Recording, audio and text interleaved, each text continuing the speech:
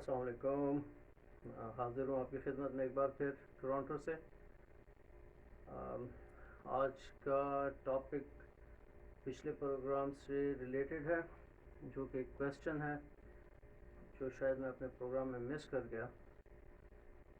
اور ہمارے ایک پوچھنے والے نے پوچھا، ہمارے دوست ہیں دبئی سے انجینئر عثمان صاحب، پوچھتے ہیں کہ sir what is the difference between inspectors, commissioning officers and مفتشین تسلیم استعلام آفیسرز. تو بڑا خوبصورت کویسچن ہے آپ کا. میں آپ سے تھوڑا سی ڈیٹیل میں بات کروں گا تاکہ آپ اس کو سمجھ سکیں. جب ہم ٹرم یوز کرتے ہیں مفتشین، تو اس کا مطلب ہے انسپیکٹرز.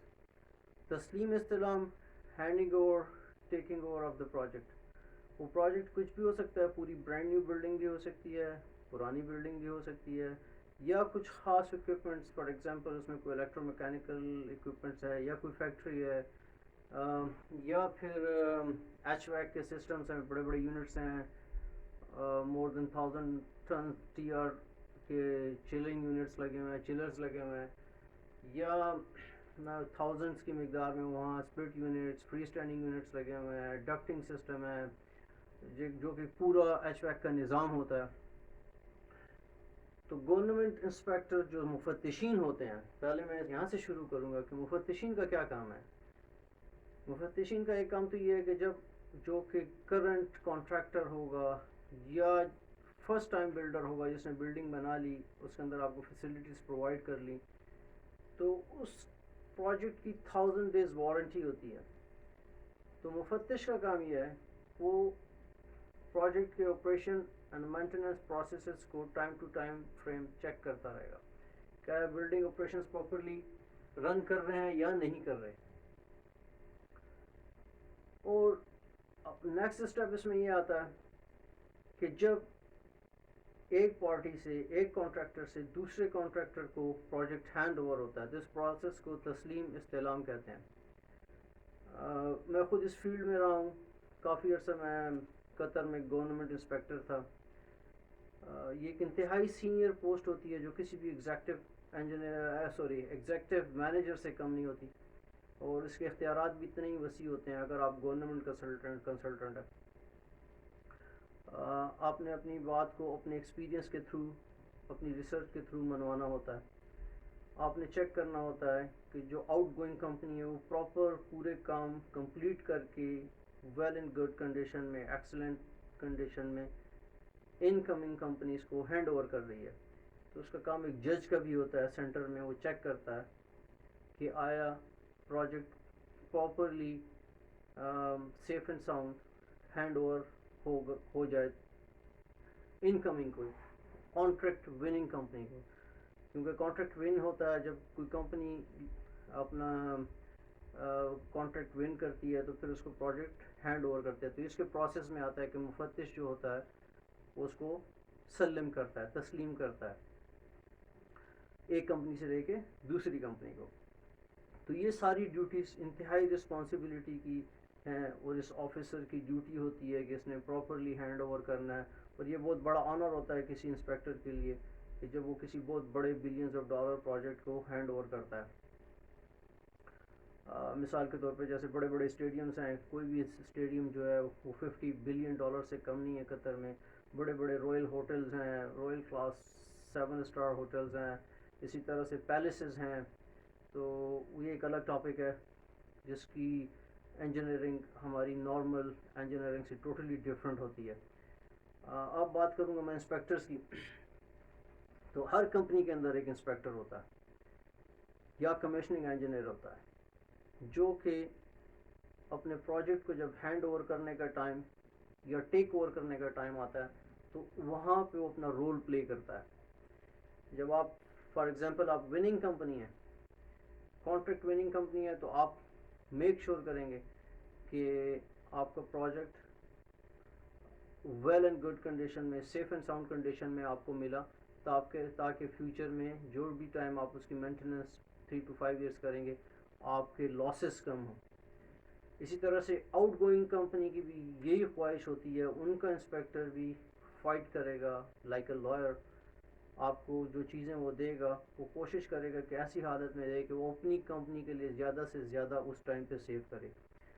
یہ وہ ٹائم ہوتا ہے تسلیم استلام، ہینڈنگ اوور، ٹیکنگ اوور، جہاں پہ کمپنیز کا بہت زیادہ بجٹ انوالو ہوتا ہے، جہاں پہ وہ بہت زیادہ پیسہ لگا کے گورنمنٹ کے انسپیکٹر کو کمفرٹیبل کرتے ہیں یا ان کانفیڈنس لیتے ہیں کہ ہم اپنی پوری ذمہ داری کے ساتھ ایک اچھی حالت میں آپ کو پروجیکٹ واپس کر رہے ہیں. اب بات رہ گئی گورنمنٹ انسپیکٹرز کی، تو یہ ملتی جلتی لیکن تھوڑی سی ڈفرینٹ کیٹیگری ہے. ہر ملک کے اپنے کوڈز ہوتے ہیں، ضابطے ہوتے ہیں، رولز اینڈ لاز ہوتے ہیں جو کہ کنسٹرکشن کمپنیز کو فالو کرنے پڑتے ہیں. نہ صرف کنسٹرکشن کمپنیز کو بلکہ ہر ایک شخص، یہاں تک کہ ایک شخص جو اپنا گھر بھی بنا رہا ہے تو اس کو بھی فالو کرنا پڑے گا. لیکن اس میں کئی چیزیں ایسی آتی ہیں، اگر میں سب کانٹیننٹ کی بات کروں تو پچھلے 70 سال سے تو میں نے تو کوئی ایسا رول نہیں دیکھا کہ جہاں پہ انسپیکٹر امپلیمنٹ اگر کرنا بھی چاہے تو بیچارہ نہیں کر سکتا. کئی ایسی چیزیں ہیں جو نہیں کی جا سکتی کیونکہ ہمارے بہت زیادہ لوز لوپس ہیں. تو ہم مثال کے طور پہ ہم لوگوں کے گھروں کے دروازے گھر سے باہر ہوتے ہیں، سیڑھیاں گھر سے باہر ہوتی ہیں، کار کے لیے جو آپ نے اپنی سلوپ بنائی ہوتی ہے وہ گھر سے باہر ہوتی ہے. آپ پوری اسٹریٹ کو، گلی کو، شاہراہ کو ڈسٹرب کر رہے ہوتے ہیں. کوئی بلڈنگ کوڈز کا آفیسر آ کے آپ سے نہیں پوچھتا. ہر کوئی اپنی اپنی جگہ پہ ایک اتھارٹی ہو، کہتا ہے بھائی میرا گھر ہے، تم کون ہوتے آگے پوچھنے والے. ٹریفک ڈسٹرب ہوتی ہے تو ہوتی رہے. میں ان ملکوں کی بات کر رہا ہوں جہاں ضابطے ہوتے ہیں، اور وہ ملک جو پلاننگ کرتے ہیں تو 500 سے 1000 سال سے بھی زیادہ کی ان کی پلاننگ ہوتی ہے کہ آنے والے 1000 سالوں میں اس گلی کا لیول یا اس روڈ کا یا اسٹریٹ کا لیول نہ 1 سینٹی میٹر اوپر جائے گا نہ نیچے جائے گا. جو انڈر گراؤنڈ آپ کی ڈرینیج سسٹمز بنے ہوئے ہیں وہ نہ اوپر جائیں گے نہ نیچے جائیں گے. جو وائرنگ کے سسٹمز بنے ہوئے ہیں انڈر گراؤنڈ کنڈیوٹس وہ نہ اوپر جائیں گی نہ نیچے جائیں گی. اگر ان کو کبھی ریپیئر بھی کرنا پڑے گا تو اسی جگہ پہ ریپیئر کر کے چھوڑنا پڑے گا. ہر گلی کے کالرز بنے ہوتے ہیں، ان کالرز کو اگر ریپیئر بھی کرنا ہے تو توڑ کے وہیں پہ کالر بنیں گے، اور پرانی بجری کو، سیمنٹ کو توڑ کے پھوڑ کے اینٹوں کو نکال کے پھر وہیں پہ اس لیول کے اوپر اس کی کنسٹرکشن کی جاتی ہے. جبکہ ہمارے یہاں کیا ہوتا ہے، جب بھی کوئی نئی گورنمنٹ آتی ہے تو ایک بریک کے اوپر دوسری، دوسری کے اوپر تیسری، چوتھی. اور میں خود وٹنس ہوں، ہماری کئی ایسی گلیاں ہیں، شاہراہیں ہیں جو 2-2 3 3 فٹ تک بڑھ چکی ہیں. لوگوں کے گھروں کے دروازے نیچے چلے گئے ہیں. اگر تو قانون ہو تو آپ گورنمنٹ کو سو کر سکتے ہیں کہ بھئی آپ نے میری پراپرٹی کی قیمت، میرے گھر کو تباہ برباد کر دیا ہے. میرا دروازہ، میرا گھر میرے زیرو لیول سے، جو گورنمنٹ کا اپرووڈ زیرو لیول ہے اس سے بہت نیچے جا چکا ہے. ایسا کہیں بھی نہیں ہوتا سوائے ہمارے ملکوں کے.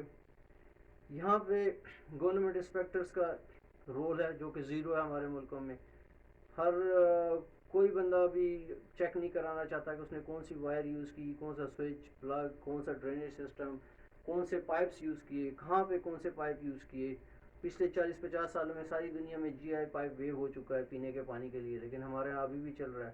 شاید اس کے پیچھے بھی کسی کی کوئی سازش ہو. کسی کی کوئی سازش نہیں ہے، ہم خود مجرم ہیں. ہم خود اپنے لوگوں کو کینسر میں مبتلا کر رہے ہیں بیکاز لیڈ انوالوڈ.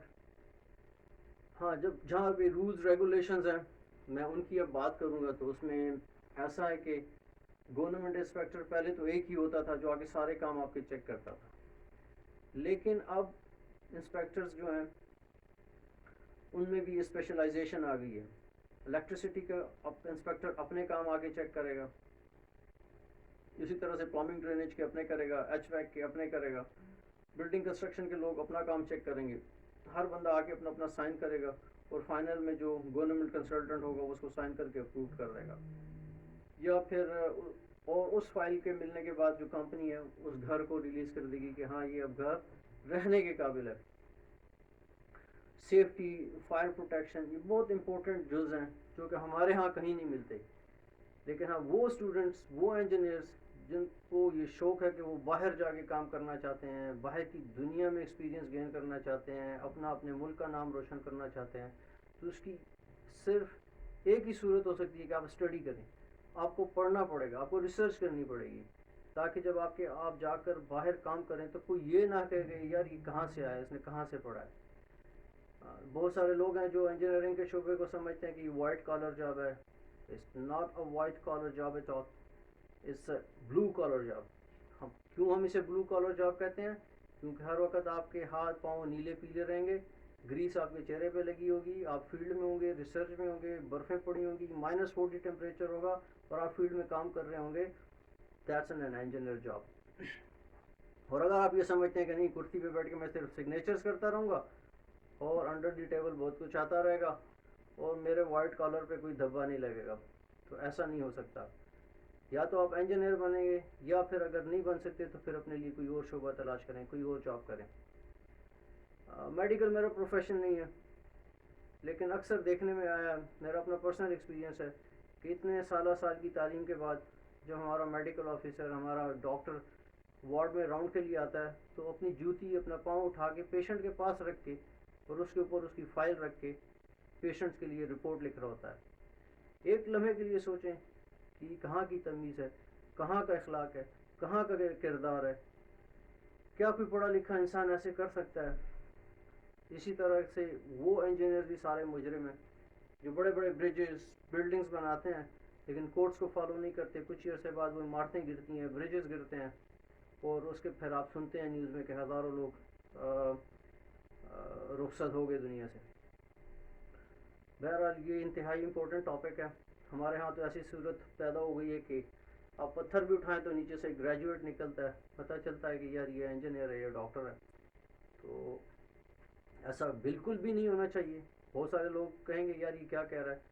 ہاں، وہ لوگ جو ڈیزرو کرتے ہیں، جو واقعی پڑھ کے آگے گئے ہیں اور پڑھنا چاہتے ہیں اور ریسرچ فیلڈ میں اترنا چاہتے ہیں اور ایک خاص کمپٹیشن ایگزام کلیئر کرنے کے بعد وہاں پہنچے، ان کو ضرور انجینئر بننا چاہیے، فیلڈ میں جانا چاہیے.